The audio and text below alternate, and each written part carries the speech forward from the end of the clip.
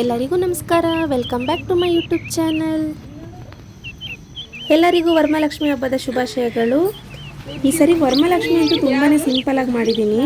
ಹೋದ ವರ್ಷ ಗ್ರ್ಯಾಂಡಾಗೆ ಮಾಡಿದ್ವಿ. ಒಬ್ಬಳೇ ಮಾಡಿರೋದ್ರಿಂದ 3 ದಿನ ಹುಷಾರಿಲ್ಲದಲೇ ಮಲ್ಕೊಂಡಿದ್ದೆ. ಹಾಗಾಗಿ ಈ ವರ್ಷ ತುಂಬ ಸಿಂಪಲಾಗಿ ಮಾಡಿದ್ದೀನಿ. ನೋಡಿ ಫ್ರೆಂಡ್ಸ್, ನಮ್ಮನೆ ವರಮಹಾಲಕ್ಷ್ಮಿ ಇವತ್ತು ತುಂಬ ಸಿಂಪಲಾಗಿ ಮಾಡಿದ್ದೀವಿ ಈ ವರ್ಷ. ಆದರೂ ತುಂಬಾ ಮುದ್ದಾಗಿ ಕಾಣ್ತಿದ್ದಾಳಮ್ಮ. ಮೊದಲಿಗೆ ನಾನು ನನ್ನ ಹಸ್ಬೆಂಡ್ ಇಬ್ಬರು ಪೂಜೆ ಮಾಡಿದ್ವಿ. ಸೀರೆ ಏನು ಉಟ್ಕೊಂಡಿರಲಿಲ್ಲ, ಬರೀ ಡ್ರೆಸ್ ಹಾಕ್ಕೊಂಡಿದ್ದೆ. ಸಂಜೆ ಹೇಗಿದ್ರು ಕುಂಕುಮ ಕರಿಬೇಕಲ್ಲ, ಆವಾಗ ಉಟ್ಕೊಳ್ಳೋಣ ಸಂಜೆ ಪೂಜೆ ಮಾಡಬೇಕಾದ್ರೆ ಅಂತ ಅಂದ್ಕೊಂಡೆ. ಬಟ್ ಅದು ಬೇರೆನೇ ಆಗೋಯ್ತು, ತುಂಬಾ ಬೇಜಾರಾಯಿತು. ನೆಕ್ಸ್ಟು ನನ್ನ ಮೈದನ್ನ ನನ್ನ ತಂಗಿ ಪೂಜೆ ಮಾಡಿದ್ರು. ಎಲ್ರದ್ದು ಪೂಜೆ ಆಯಿತು. ಪೂಜೆ ಆದಮೇಲೆ ಕಂಕಣ ಕಟ್ಕೊತಾ ಇದ್ವಿ. ಎಲ್ಲರದು ಕಂಕಣ ಕಟ್ಟೋದೇನು ವೀಡಿಯೋ ಮಾಡಿಲ್ಲ ನಾನು. ಇವ್ರು ಕಂಕಣ ಕಟ್ಕೊಳ್ಳೋದು ಮಾತ್ರನೇ ವೀಡಿಯೋ ಮಾಡಿದ್ದೆ ಅಷ್ಟೇ.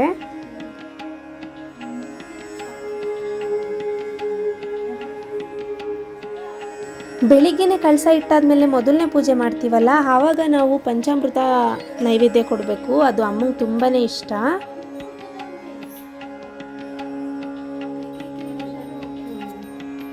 ಇನ್ನು ತಿಂಡಿಗಳಲ್ಲಿ ಅಂತ ಅಂದರೆ ರವೆ ಉಂಡೆ, ಕರ್ಜಿಕಾಯಿ ಮತ್ತು ಡ್ರೈ ಫ್ರೂಟ್ಸ್ ಉಂಡೆ ಮಾಡಿದ್ವಿ ಅಷ್ಟೇ.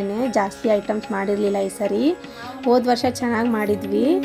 ಮತ್ತು ವರಮಹಾಲಕ್ಷ್ಮಿ ಹಬ್ಬ ಆಗಿರಲಿ, ಲಕ್ಷ್ಮೀ ಪೂಜೆ ಮಾಡೋದಾಗಿರಲಿ, ಅಮ್ಮನ ಮುಂದೆ ದುಡ್ಡನ್ನ ಇಟ್ಬಿಟ್ಟು ಯಾವತ್ತೂ ಪೂಜೆ ಮಾಡಬಾರ್ದಂತೆ. ಹಾಗಾಗಿ ಈ ವರ್ಷ ನಾನು ದುಡ್ಡನ್ನೂ ಇಟ್ಟಿರಲಿಲ್ಲ ಪೂಜೆಗೆ.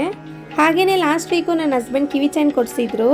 ಮೊದಲು ಅಮ್ಮಂಗೆ ಇಟ್ಟು ಪೂಜೆ ಮಾಡಿ ಆಮೇಲೆ ಹಾಕೊಳ್ಳೋಣ ಅಂತ ಪೂಜೆಗೆ ಇಟ್ಟಿದ್ದೆ.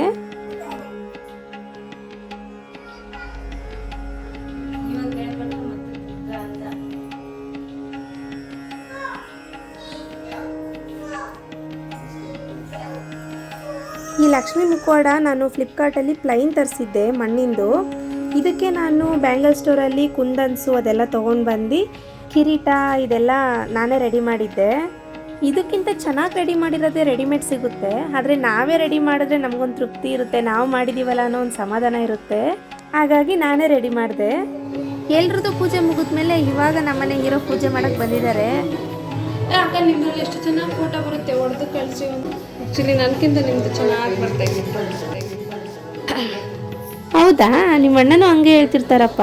ಇರು, ನಾನು ಪೂರ್ತಿ ತೆಗ್ದಾದ್ಮೇಲೆ ನಾನು ಹಿಂಗೆ ಕಳಿಸ್ತೀನಿ. ಇನ್ನೂ ಎಷ್ಟೋ ಮಾಡ್ತೀಯಾ? ಒಳಗಡೆ ಹೊರಗಡೆ ಎಲ್ಲೂ ಬಿಡ್ತಿಲ್ಲ, ಪೂರ್ತಿ ಪೂಜೆ ಮಾಡ್ತಿದ್ದ ನನ್ನ ಮಗ.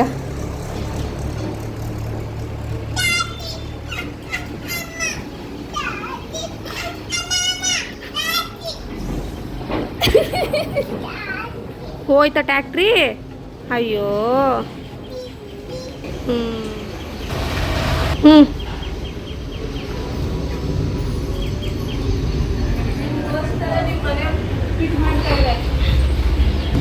ನನಗೋಸ್ಕರ ಯಾರು ಉಪ್ಪಿಟ್ಟು ಮಾಡ್ತಾವ್ರೆ? ನಿಮ್ಮ ಅಣ್ಣನ? ಯಪ್ಪ ದೇವ್ರೆ, ವರಮಹಾಲಕ್ಷ್ಮಿ ನಂಗೆ ಹೊರ ಕೊಟ್ಟಿದ್ದಾಳೆ ಬಿಡಮ್ಮ.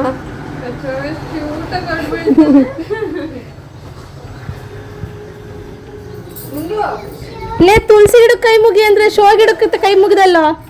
ಮನೇಲಿ ಈ ಥರ ಹಬ್ಬ ಏನಾದರೂ ಇದ್ದಾಗ ಮಕ್ಕಳು ರೆಡಿ ಆಗ್ಬಿಟ್ಟು ಮನೆ ತುಂಬ ಓಡಾಡ್ತಿದ್ರೆ ಎಷ್ಟು ಖುಷಿ ಆಗುತ್ತಲ್ಲ. ನನಗೂ ಅಷ್ಟೇ, ಏನಾದರೂ ಹಬ್ಬ ಆಗಿರಲಿ, ನನ್ನ ಮಗ ಒಬ್ಬ ರೆಡಿ ಆಗಿಬಿಟ್ರೆ ಆವಾಗ ನನಗೊಂಥರ ಮನೇಲಿ ಹಬ್ಬದ ಕಲೆ ಬರುತ್ತೆ. ಎಷ್ಟು ಕ್ಯೂಟಾಗಿ ಪಂಚೆ ಉಡ್ಕೊಂಡು ತುಂಬ ಚೆನ್ನಾಗಿ ಮುದ್ದಾಗಿ ಕಾಣ್ತಿದ್ದಾನೆ.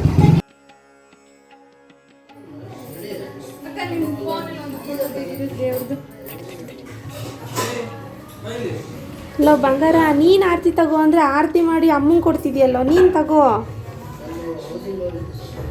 ಅಬ್ಬಾ, ಅಕ್ಷತೆ ಹಾಕ್ತೀಯಾ? ನಿಧಾನಕ್ಕೆ ಹಾಕು.